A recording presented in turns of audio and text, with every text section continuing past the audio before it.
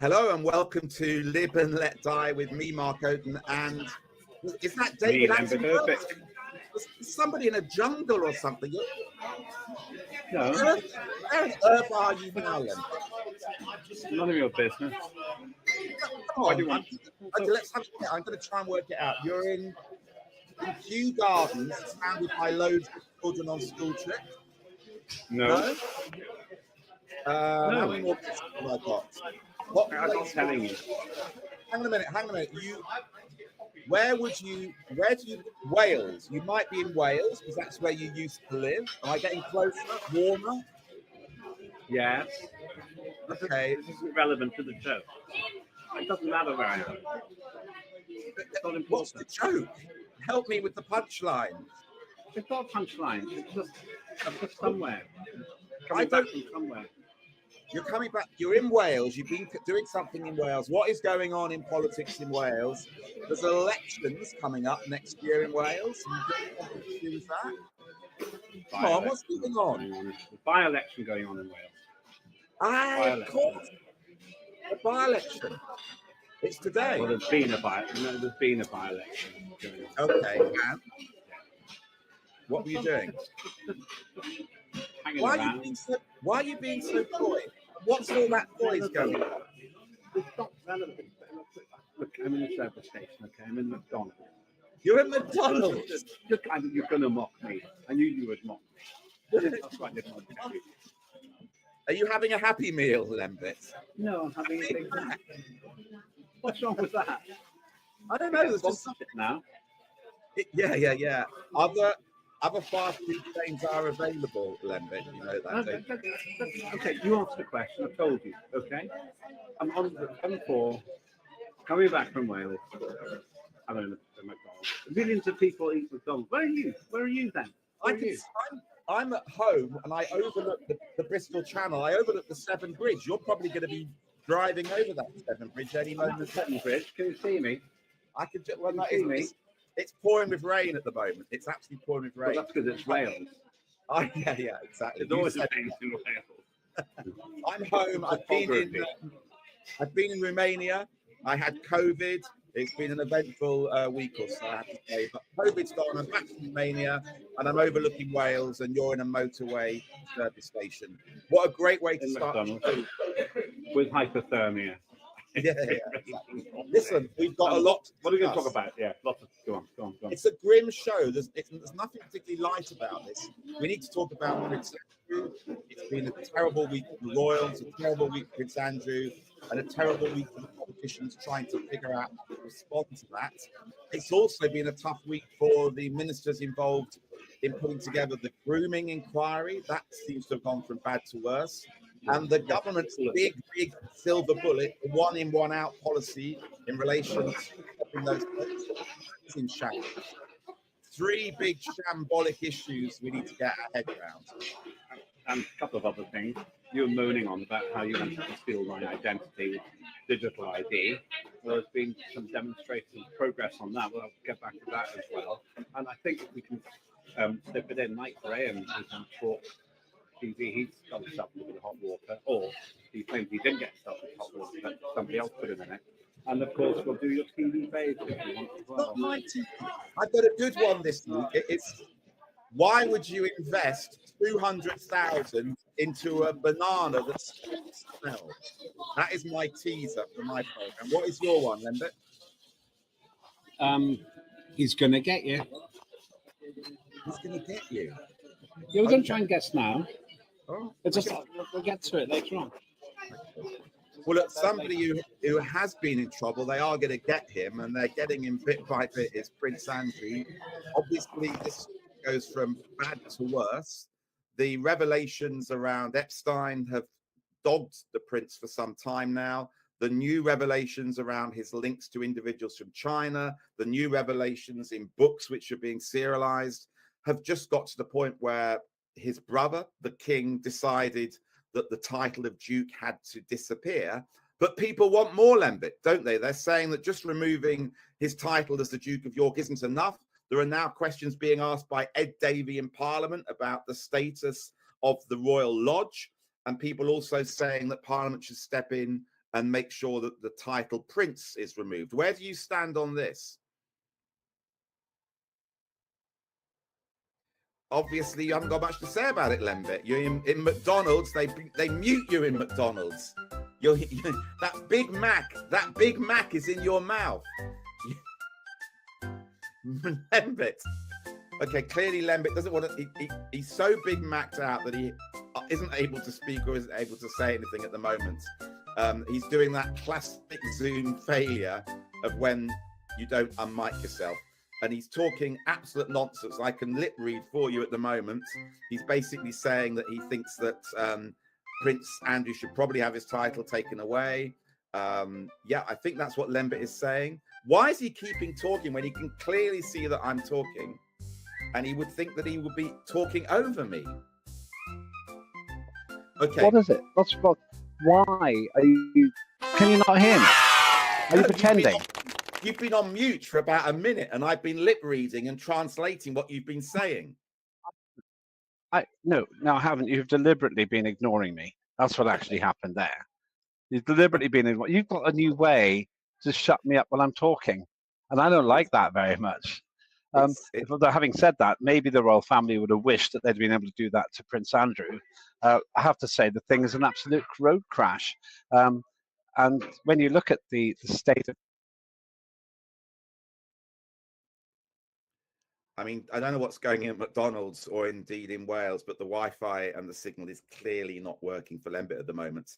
But look, this is clearly something which the public care a great deal about. It's now been raised in Parliament, and it's time, I think, for Parliament to have to step in some way. I think Ed Davey's onto something about focusing not so much about the title of Prince, but focusing on the issue of public money as it relates to the amount of money which Prince Andrew gets, and also questions over the Royal Lodge. The difficulty, I think, is that you cannot change one thing. You cannot change blood. And at the end of the day, he is the Queen's son. He is the King's brother.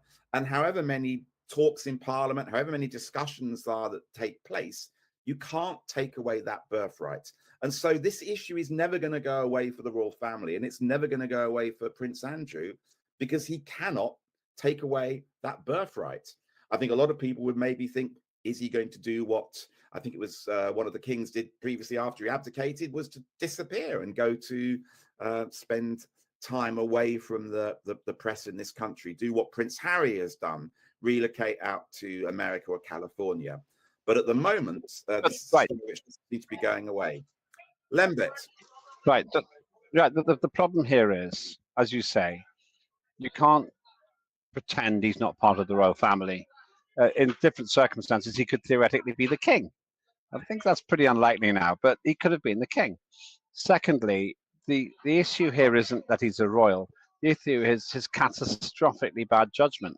And I would say that even then he did recover it. If you think about what he did, he said, yes, Epstein. The only person who still says it wrong is you, Mark. But Epstein is was a good friend of his. And then he said, I've cut off all links. And then they showed some pictures saying, well, no, this was after you were meant to cut off links. He said, no, that's when I did cut off the links. That's when I went to see him and when I said goodbye. And now it turns out it wasn't true. Almost certainly. I don't think that anyone's going to sue us for saying that. So, see, he got away with it, but then he lied. And the issue is he lied. And this is causing trouble. I think he could have handled it completely differently. He completely messed up that interview with Emily Maitlis that we saw a bit of earlier on. But the fundamental problem here is that he cannot dig himself out of the hole that he dug himself into. That's the problem. You can't talk yourself out of a problem you've behaved yourself into. And so he just ended up a massive albatross for the royal family. And I feel for King Charles. I know him. He's a very decent man. His son, William, is absolutely spitting nails about this. It's quite obvious. And now there are calls. I've never seen this before, nor have you, because we were in Parliament together. Never seen Parliament stepping in saying, I think it's time for Andrew to think about immigrating. It's extraordinary. I mean, it's not just Andrew himself, though. I think what compounds the problem is his ex-wife, who he lives with now, Sarah Ferguson, she was apparently doing the same thing in relation to lying about her relationship with Epstein. She was talking about the fact that she publicly said, look, I wish I'd not worked with him. I wish I'd not had involvement with him. And then privately sending letters to him saying, I'm really sorry I said that. I just had to say it publicly. And I think there's that sense that both of them just don't really get it. They don't understand the problems that they've caused, the mess that they've concerned, the hurt that they've caused. And it just doesn't sit right that there's public money necessarily being used for them now to sit in that 30-bedroom lodge. I don't think bedroom. Think of the fuel bill.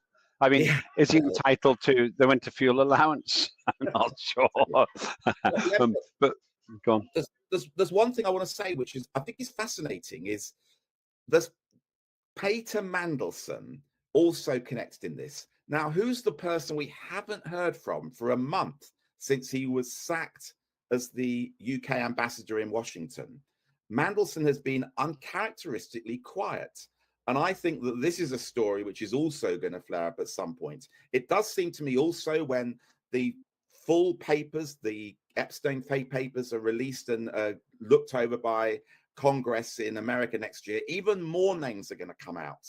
Mandelson, Andrew, Donald Trump. This is going to keep giving and giving. Yeah, okay, you say that.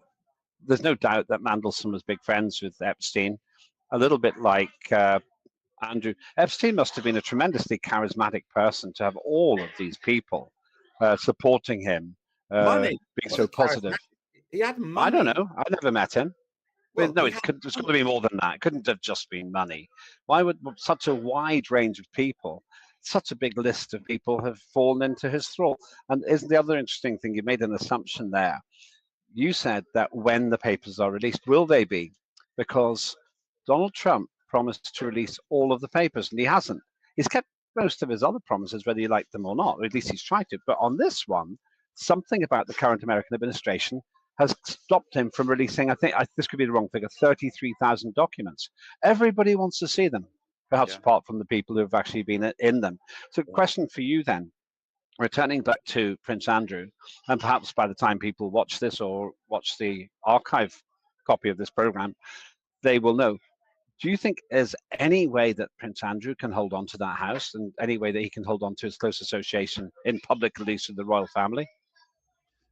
I answer the question this way. Why would you want to? Why would you want to continue to be the public enemy number one? Why would you want to live in that mansion in Windsor where, frankly, you're captured in this bubble and you can't go out? And every time you go out on your horse, all the paparazzi take pictures of you. I would have thought the best thing to do, and it's easy to offer advice to people in these circumstances when you're not in it, disappear, go away, leave this country, rebuild your life, try and find some happiness, try and do some good away from the public light. But being in Windsor, it's too close. It's far too close for him to rebuild his life in any way. Okay, well, this one we won't fix on this program, but perhaps you and I can both give a piece of advice were Andrew to listen to us. And I'll start. I would tell Andrew, you've just got to cut your losses because you're dragging down incidentally the royal family. I don't think he's really doing actual damage to King Charles, but incidentally he's causing trouble because he's taking away from all the things King Charles is doing. In fact, it was a sad coincidence that just as King Charles was preparing to go to meet the Pope in Rome, a very pious thing to do, the Andrew story was just making the headlines. So I'd simply say to King Charles, Charles, brother, what do you want me to do? And just follow those instructions. What about you? What would you say? I agree. Look, you're still in your early 60s. You're still, as far as we know, fit and healthy. You've still got 30, 40 years left. Make the most of that, not by looking back, looking in regret, trying to hang on to things. You've got to accept that life is over, reconfigure and rebuild a new life and find happiness. And also think about your two daughters, because every time your name is in the press, it must be hurting them as well. So I think for all sorts of reasons, it's time to try and find a way forward and move on and accept what you've done wrong. I think that talking about ruined lives, the other thing that has really incensed me recently is the total Labour government mishandling of the grooming gangs. Let's call them for what they are, the rape gangs. And the government has just mired itself in this pointless own goal, I would argue, by saying, oh, we didn't want to have an inquiry, we didn't want to have an inquiry. Now we will have an inquiry. But actually, it'll be an inquiry about abuse generally against women and girls. Everything they're doing seems to be making it look like they're trying to wriggle out of this incredibly awkward situation. And that's causing people to think, why is Labour so scared of lifting the lid on what's been going on for decades? And I don't like that. And I think it's doing them tremendous damage.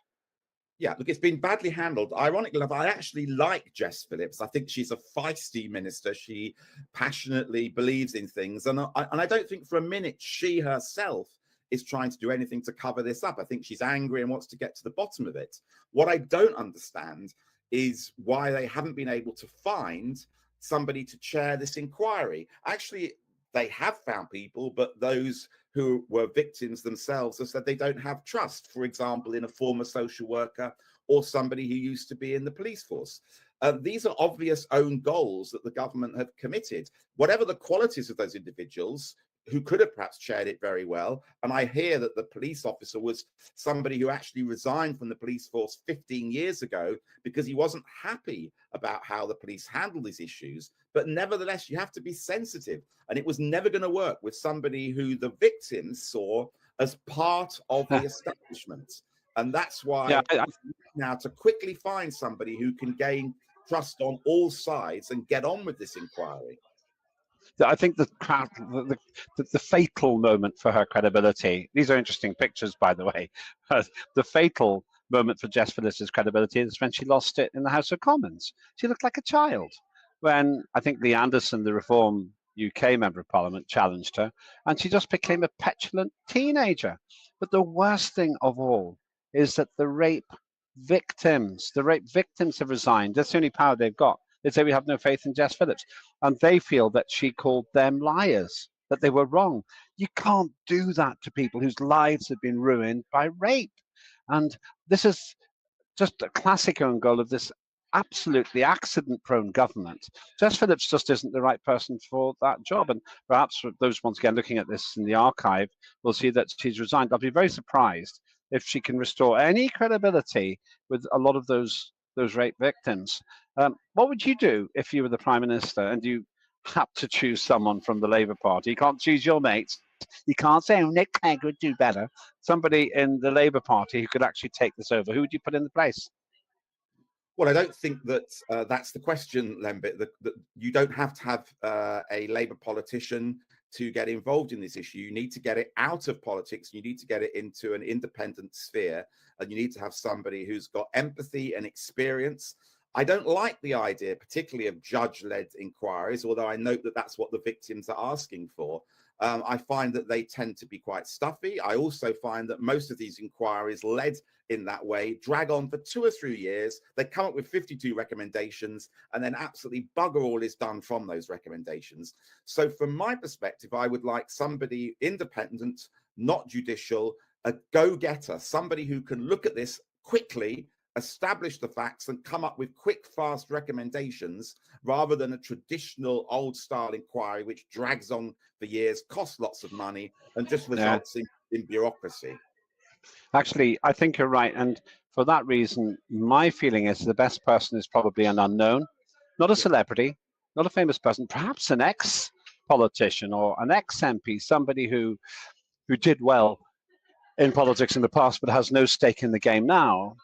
Somebody like Paddy Ashton, Paddy Ashton would have been pretty good at this, I think, because he was trusted by everybody.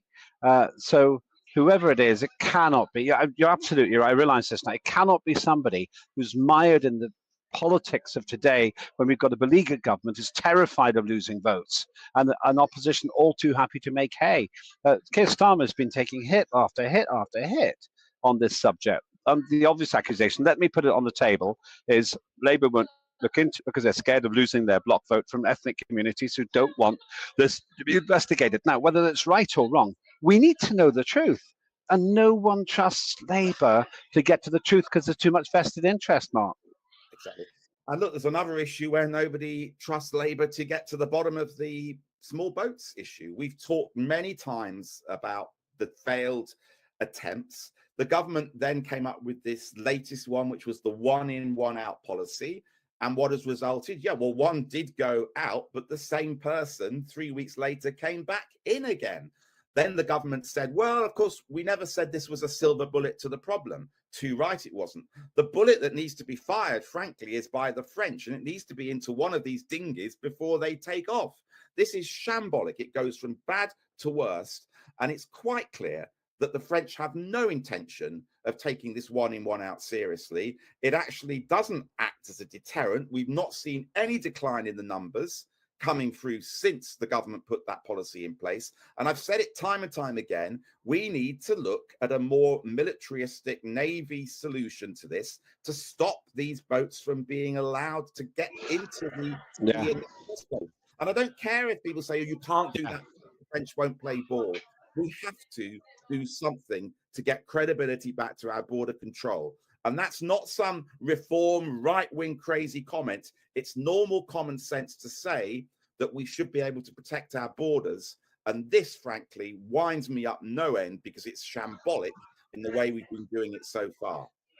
You leave reform out of this. The one party that said no ifs, no buts, you come in here illegally, you're never get asylum in Britain. But okay, leave that aside. I declare an interest in that at the moment. But I would say the biggest irony of all is the mathematical nonsensicalness of having the 1 in, 1 out policy. Think about it this way. If 10,000 boat people came in a week, we'd send them all back to France, but then we'd take a different 10,000 into the UK, asylum seekers. So if 1 million people somehow got across into the UK illegally, we'd send them back, but then we'd replace them with another 1 million people. This means that Keir Starmer has given away the entire policy of migration to illegal drugs traffickers and illegal people traffickers, illegal traffickers of anything that involves people coming into this country. That's just insane. It is insane. And what also winds me up, frankly, is that I think it's a week ago, new rules came in place for tourists and business people like me. When we're traveling into the EU, we're now going to have our fingerprints taken, our biometrics taken under these new EU travel arrangements because we're no longer in the EU. So it seems to me that if you are a decent, honest, hardworking person, a tourist going on that holiday, you're now going to spend 3-4 hours stuck at Faro Airport, having all of these biometrics taken, being frisked, all your luggage gone through. But what happens? We can't control gangs selling places on rubber dinghies coming into the channel. How can you have one system which is being made so restrictive and another which seems to be just totally shambolic? And the reason I mentioned the reform port, Lembit, is simply to say this. It is a failure of the Liberals and the left to discuss this issue and to say that they're angry with it as well, that has allowed reform to take all the running on this. I see no inconsistency with me being a liberal person who's passionate about wanting to give genuine asylum, but at the same time being horrified at what's happening with these small boats. I don't see why liberals should not be allowed to talk about these issues as well. Well, I don't know. You're preaching to the wrong person here. I don't know either. But let's put it this way. Two parties have got this crazy positive attraction to letting migrants in. The Greens, who've more or less said, Jack Belansky, he's the gift that keeps on giving. Everyone's come in, but they're all welcome. They're all welcome. Okay, I wonder how many of these illegal immigrants are living next to Jack Belansky's house. And the second lot are the Lib Dems, because what you've said is completely illogical. Your party wants to open the borders, get us into something called Schengen. There is no border then, Mark Houghton. Once you get into the European Union, you can just come all the way here. You don't even have to get into it, but we can get into it if you want to, because you don't have to show any documents. So that's why you can't be taken seriously on this, because your party wants to dissolve the border. Put a big white flag up saying, we surrender, come into the United Kingdom and do what you like. Absolutely not. What I want to do is to make sure that we're part of that EU so that tourists, business people can travel without those restrictions in place. But at the same time, being in Europe means we can have much more pressure on the French and the Germans and others to tackle this issue. At the moment, we're a voice from the outside. They're not listening. We need the French to step up on this issue, and being part of the EU would help us do that. And frankly, Lembit, the problem has got worse since Brexit. The figures show that. We were promised under Brexit, oh, we'll take our borders back, we'll control. The figures have gone up since then. It's made not a blind bit of difference. Yeah, you're absolutely right. In fact, you're completely right. That's why the Uni Party, Labour, Lib Dem, Tories, are a complete and utter failure, because they didn't deliver Brexit. Completely right. And here's the point. I don't often hear you giving me that old superficial carbohydrate flannel, but you've just done that because you haven't answered the question. If there is no border between France and England, how do you stop them from coming across? Now answer that question. Don't want to hear any of your waffle. Well, because we've got literally, we have a channel. There is a border. It's a channel which can be managed, and it's a channel that means that the border has to go through proper border controls. There is no border, Mark. There is no border. You don't check anything. Just because you're part of the EU doesn't mean to say that you don't have a channel and you don't have a way in which the free movement of individuals doesn't have to be managed. Of course, it has to be managed. Have you ever been? Have you ever gone between two European borders? Have you gone across any European borders recently? Of course you have. You know what you're saying is nonsense. You go from Germany to France, or you go through across, and there is no check. You don't have any check at all, and this is the problem. Fundamental flaw in what you're saying. Before we left the EU, we had controls in place. They were there. What are you saying? Just because we joined the EU, all of those controls disappear? They were there before. If we go back into the EU, we can negotiate exactly what controls we want in place for our borders. This is absolute nonsense to suggest that there'll be no borders at all just because you go back into the EU. Brexit has not... Do you want to join? Your party wants to join Schengen. This Schengen thing means there are no borders. Oh, are you telling me that Lib Dems don't want to go into the Schengen thing? They don't want to go into borderless thing? That's just not true. Just wise up here. Come on. Who are you kidding? Right. We need to calm down. We need to take an advert break, and we need to come back and discuss other people who are making controversial statements. Let's take a break now, Lembit, before I get really wound up by you. Hi, I'm Lembit Opik, head of Unprecedented TV, and also presenter of Lembit Opik Live 5 days a week from Monday to Friday, where we find the facts, kill the spin, and tell it like it is about the stories making the headlines all around the world. Our mission is to give you the facts and our views and help you decide for yourself what you think about the pressing matters of the day. And that's not all. If you subscribe to Unprecedented TV on our YouTube channel, you'll find a great selection of fantastic presenters producing interesting shows all through the week. I hope you will join us and myself on Monday to Friday at Lembit Opik Live. Our aim is not to beat the mainstream media, it's to be the mainstream media and return free speech to the airwaves. Thanks very much for watching this. Please watch our shows. I'm Lembit Opik. This is Unprecedented TV. We'll see you soon. Just when I wanted to break Do you like it? Just when I wanted to break the bloody advert is Lembit. Do you like it? Do you like it? I think I might even tune in. But somebody who we will not be able to be tuning into is a Talk Sport broadcaster who I gather has been taken off air, Lembit. Yeah, this is a tricky one. Mike Graham, who I know pretty well, he made an apology for somebody else putting something absolutely crazy onto his social media.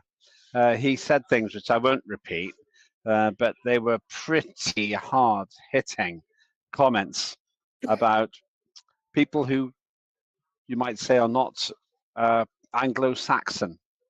And he put something out of denial, saying somebody hacked into his system. At time of us broadcasting recording this, he's been suspended.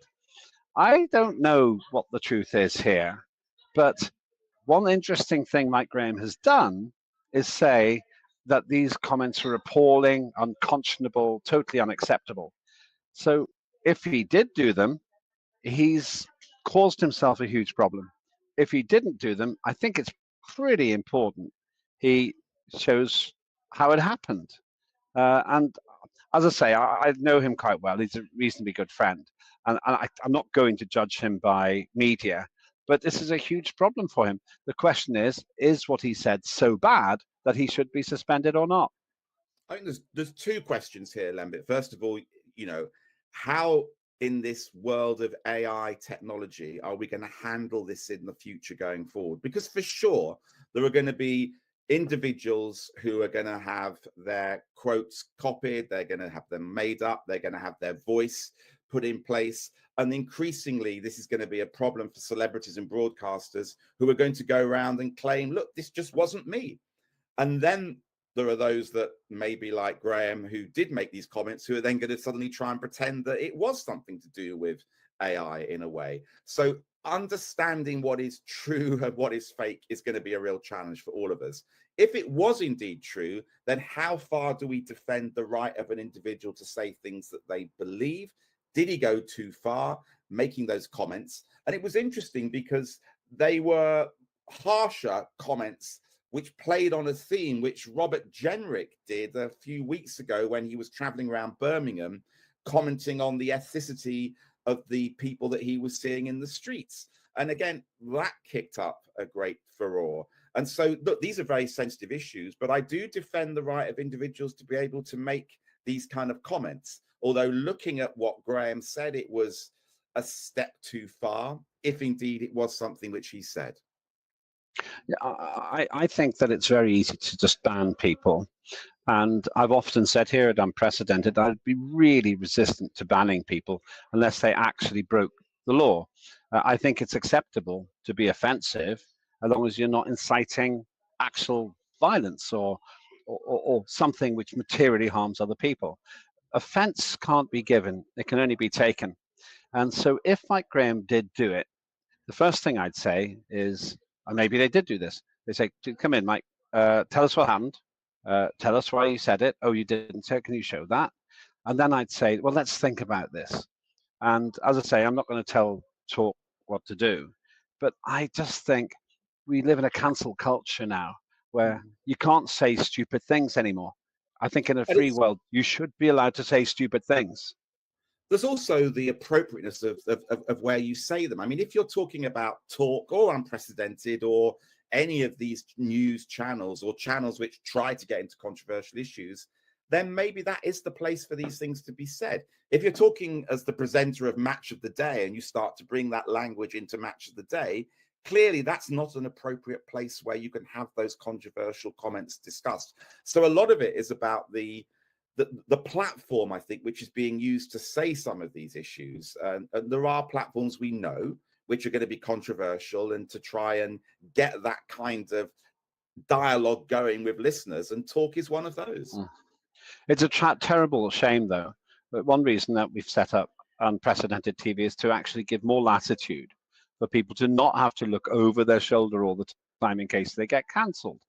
I think that Lucy Connolly, who was, in my view, ludicrously imprisoned for over a year for hurting words on the internet, summed it up. I saw her speaking recently, and there's this complete idiot called, he's a Labour councillor called Ricky Jones, who said, oh, let's slit the throats of the far right. And the interviewer said to her, would you put Ricky Jones in prison?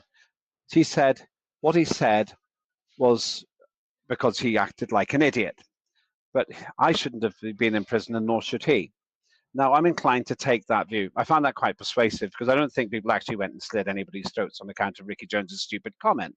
But we now live in a society, and I have to say, Talk is part of the problem. I've seen things that they've done before, and these pretend like new wave media are actually just conformist mainstream media. And so what I'm worried about here is if Mike Graham gets cancelled because he said something really dumb, they're beginning to call self-censorship.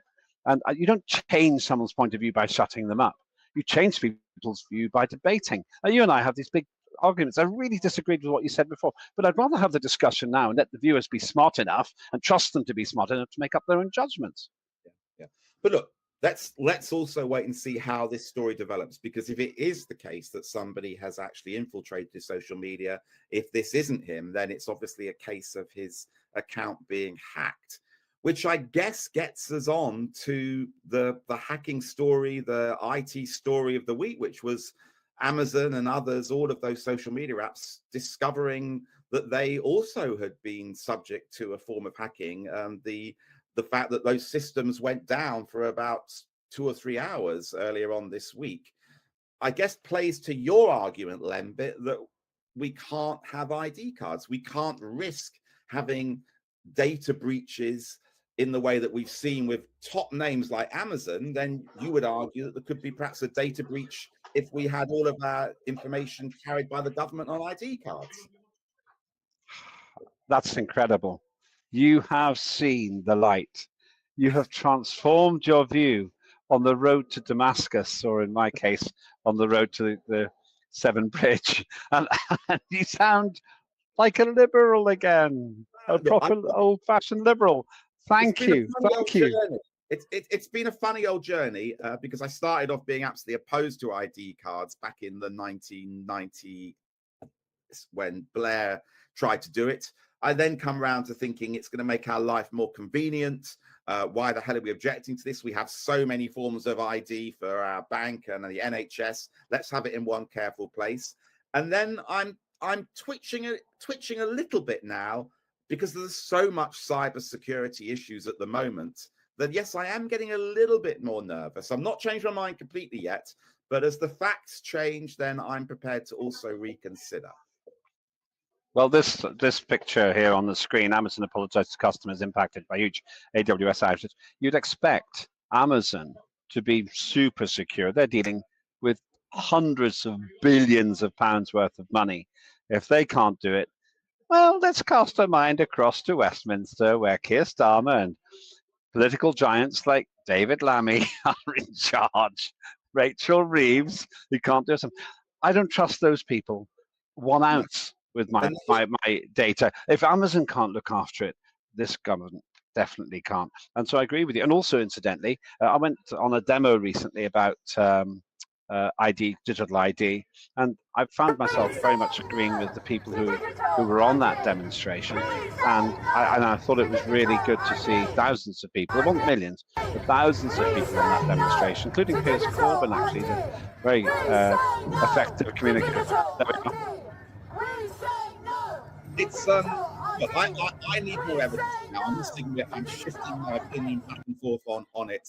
I'm not entirely convinced yet, Lembit, but as the weeks go on, keep probing me on this issue and we will see where I end up, okay? That's David Icke in the middle there, by the way. And some... No. Is he back? Yeah. He's still never gone away. And Gareth Icke, his son's doing great work as well with a group called Iconic. Happy to promote it. Go to Iconic. When you're not watching here, go to Iconic. But the people there I felt I had common cause with. Andrew Bridgen, who's been on the show recently here on Unprecedented. These are the people who I think actually think for themselves. The person you see in the foreground holding that speaker, she's called Rose Diamond. These are controversial characters in a way for other people. I like what they're doing because whether you agree with them or not, they're speaking up for your freedom.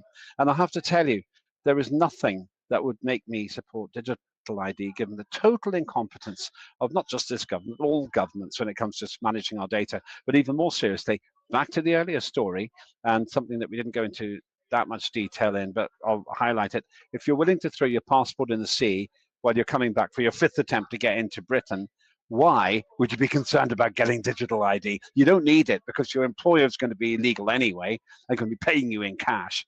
The only people who suffer in all this situation are law-abiding citizens who get the ID and then they get hacked or they get controlled. Where you go and try and buy your 3rd steak of the week and they say, our digital information tells us that you've had 2 steaks already and you can't do it. Or you try to travel more than 15 minutes from where you live. Say, I'm afraid you're not allowed to do that because of the climate emergency hoax. So there are no good reasons. I'm going to carry on lobbying you, Mark, all the time until you change your view and you say no to digital ID. Thank you for that counselling. Our producer Moose is also against me on this issue. I know. I think she might also have been on one of those protests recently. So it's 2 against 1 at the moment. Interesting. Moose was actually next to David Icke. She was standing next to David Icke. Yeah, there you are. If you have a look there, there she is. She's the one with the very cool glasses. The one with the with the balloons coming out of her head. Really? Yeah, those are thought bubbles. She It's thinks a for good herself. look. It's a good look, Moose. Not. Look, it's interesting though, because this has united two parties that you didn't think would ever be united. The Liberal Democrats and Reform are both coming out against ID cards. So there is at least one weird. Yeah, but the difference is that Reform UK means it. The difference is that the Lib Dems have 72 MPs, actually. Ooh, anyway, now. It's time for my favourite part of the whole program. Before you go, there's Moose. There's a close up of Moose smiling at David Icke. So David when a bit creepy there, I think. Moose. He's not creepy. That is so judgmental. says Mark Oaten. The least creepy person you know, for goodness sake. Right, favorite TV program. I said at the start it was about why would you invest money in a banana which takes away weird smells. My program is Dragon's Den. It's entering, I think, its 23rd series. It's the show where people pitch their ideas and hope that one of these dragons that you can see on the screen now will put money behind the project. And the last episode I saw had this crazy guy. He comes in and he says, I have smelly trainers, but I've invented a kind of plastic banana that if you put it in the trainers, it takes away the odor. And I thought this was an April Fool's joke. I thought it was a wind-up. And 3 of the dragons completely pulled him to pieces. He was all over the place. He's not made a penny out of this idea. And then out of the blue, Peter Jones, one of the biggest, tallest giants as well, comes in and says, do you know what? This is genius, and gives him £200,000. It was a fascinating show, but I absolutely love it when you see couples come in there, and it means the world to them to get this investment. And there's such crazy ideas as well. But the banana, I thought, would never get approved, and it did. Crazy. Lembit. No, I'm just wondering. I'm trying to be polite. I'm trying to be polite about this. I don't think it's ever going to make it. But maybe my 4-year-old, one of her favorite phrases is half a banana, and maybe that's a summary of this particular. I don't know why it is half banana. She just loves saying it, but maybe that's a symptom. Yeah. Now mine is the Bogeyman. He's going to come and get you. That was actually the Bogeyman. Now the Bogeyman is a film made from a short story by Stephen King, and once again it is a film. I don't really have time to watch other kinds of programs, but and series and so on. That's it. There, it's really scary, and it's sort of popcorn film. But I found myself shivering. It's in some ways it's a bit formulaic, but if you just want to have an hour and a half of entertainment, which is directed probably at late teens, but it worked for me. Watched it at night. Bogeyman, I recommend it. Stephen King's politics suck, but his books are very good. I suggest next time you're shivering, you turn the heating up, Lembit, if you can afford to. It's warm enough for McDonald's. On that note, enjoy your rest of your McDonald's. I'm sure your chips have gone cold and your burger is half eaten. I hope you're going to have one of their boiling hot apple tarts to finish your evening. I wish you well. Please only hold one of those up to me. I wish you well on your journey, a safe journey back. I'll wave at you as you pass on the Severn Bridge, and I will look forward to seeing you next time on Lib and Let Die. Right back at you, and also we can talk more seriously about the implications of that very interesting result in Caerphilly, which is where the by-election has occurred in Welsh politics. We won't go into that now. Let's talk about it next time. Good to see you as always, and thank you, viewers, for watching. I'm Lematopic, and I'm not the Bogeyman. I'm Mark Oaten. See you soon.